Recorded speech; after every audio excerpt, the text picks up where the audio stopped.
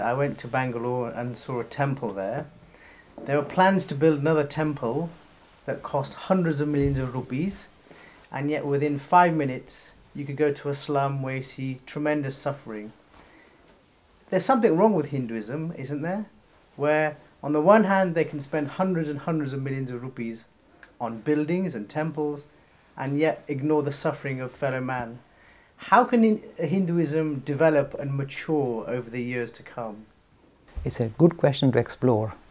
Of course, a very pointed issue that Himanshu has raised. It's necessary for all Hindus to be aware that there are pointed issues that need to be addressed and not shy away from asking questions or exploring these issues or these ideas. You must explore it to its conclusion, because your religion is robust enough to take on the challenges. It is robust. If it was something that was kind of shaky on foundation, then if you ask robust question, it will collapse. Some people run away from this robust question because they know they are on shaky foundation. They say, don't ask, please leave us alone. You know, I won't make any comment about any other religion because this is not a point scoring exercise. But the religion that you come from has always given you permission. This is not new. Hinduism has gone through so many different phases. Sometimes it was almost atheistic, you know, in a certain period. It's prepared to go down that line even. So we have seen Richard Dawkins in the past, nothing new. So we've gone through a variety of different phases and we are ready for that. We embrace the idea of an evolving, living religion. So here is this, if you like, considered to be a living religion. And then you go to modern India and you say, oh dear, what are these guys doing here? They seem to have lost the plot completely. I've just been talking about divinifying humanity, seeing spirit in man and women, seeing and serving God in humanity. That is the esoteric idea of Atman and this idea of principle-oriented religion, esoteric Hinduism. And then you got all these gods and goddesses and you offer this to them and that to them and donate money to these kind of big institutions and all that. Surely we have lost sight of the plan, if you like this, the ethos of Hinduism. Surely we have lost. And this is why it's a question from the heart. It starts us up, especially if you go from the West and you see some of these atrocities committed or carried on in the name of religion, it will stir you up and say, this has gone wrong. It's stinking. The plot is, we have lost the plot. You should address this issue. My answer is this. Majority of human beings, including the Hindus, look, never think that we are special and superior. We are not. We are as bad as any other human, perhaps sometimes worse in many cases. Be aware of that. Don't be frightened to understand it. You see, when people, every human, struggles with the deeper ideas of religion, what does he do? He falls back on the superficial. So the deeper ideas of seeing and discovering the spirit as your essential nature and seeing spirit in others, seeing God in others. This is esoteric Hinduism, the deeper idea. It is difficult to absorb it, digest it and put it into practice in our lives. So what do? We fall back on the superficial. What is the superficial?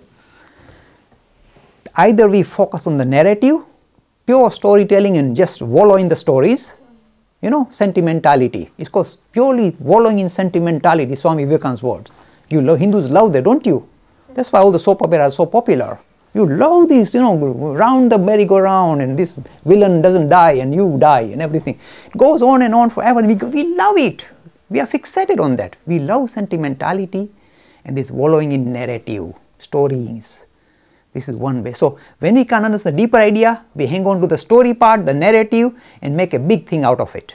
So we enhance or give greater credence to the narrative rather than the philosophy. One place where we fail. It shows that we can't relate to the deeper ideas. Let's hang on to the stories. And I told the modern Hindu youth, do you believe this actually happened or this exaggeration? No, it happened, Dilip. I said, it didn't happen. Think for yourself. Think for yourself. No, we can't. Don't call our religion mythology. If you call it mythology. So grow out of it. So either we fall back on the narrative, or the second thing we fall back on is the external is this idea of doing liturgy. We went to the mandir and we did this goddess puja and we did this, you know, arpan kairu, you know. So you basically, because you don't relate to the deeper idea, you kind of grab the superficial. It is easy, suppose you are well-to-do, it's easy for you to say, I'm going to offer this much gold and this much money and this much milk to Shankar Bhagwan in the temple, and you get servants to carry it for you and go click your fingers and you go in, and it's easy to do that. But to say, look, stop seeing God in this image and start seeing God in the street outside your house. When you see that destitute girl walking up and down hungry, do something for her. That's your living God. That's an image of God. This is a living God in front of you. That's your religion teaches you. We don't want to do that because this girl, then I have to look after all her life. How can I do? I don't have time for that. Easy to just throw some coconuts and flowers at these images and get away with it. So this is what happens. This is, if you like, look, it's very cutting comment, and I may get a lot of stick for it. No, it's true. But I need to talk. When we struggle with the subtle, the difficult, you know what Swami Vivekananda said? Not Swami Vivekananda, Swami Ashokanand, one of the modern proponents of Hinduism, very lovely, enlightened personality. Some of the Swamis are enlightened, you can make out. Do you know how you make out? The material that comes out of the mouth is original. They never borrow from anybody else. They comes out naturally. There's a Swami Ashokanand in San Francisco who passed away in 1969, a recent one. And he used to say, make fun. He said, do you know what happens? The same question, in a same answer, but in a different way. He said, when you worship the God in the temple, he doesn't kick back. You know, he just sits. And you pour water over him, pour milk over him, he just sits. When you try and worship the living God, he kicks. When you try and interact with the living kingdom, say God in seeing and serving God in humanity, to see Shiva in Jiva, that's the idea, you see, transcending theistic Hinduism to non-theistic Hinduism. When you do that, that is tough, and you don't want to do that, so you hang on to the superficial. So rather than doing something which is philanthropic for the greater society, for the greater humanity, it's easier to just offer, you know, kalash chadavo ne pani diyo ne, bili patra, it's easier. So this is the plight of the modern Hindus. Because they can't relate to deeper, they hang on to the superficial with all their life. You see, this shows weakness. Weakness. It's best to acknowledge it. By acknowledging it, you see, another thing I'm very keen that happens is this.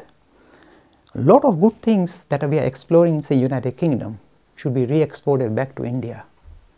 I'm hoping this kind of questions, you know, this is a question that is this question has to be fired at the Hindus in India. Not at me, but he has fired it at me in UK here, but it's fair enough. But this thing should be exported back to India. This idea, what are you doing? What are you doing? Grow up. Revigorate your religion. See and serve God in humanity. That's a more difficult job, but that is demanded of you in modern times. For how many, these are Vivekananda's words, for how many lifetimes you've been bowing down to these images? For one life, now worship the living God, not the imagery, the living God, the man on the street struggling. Do something for them. One lifetime devote to this living God, says Vivekananda. See what happens to India. But we are not able to do it. We are weak. So we hang on to the externals and grab them with all of, oh, this is our God, don't criticize us. Well, we have to.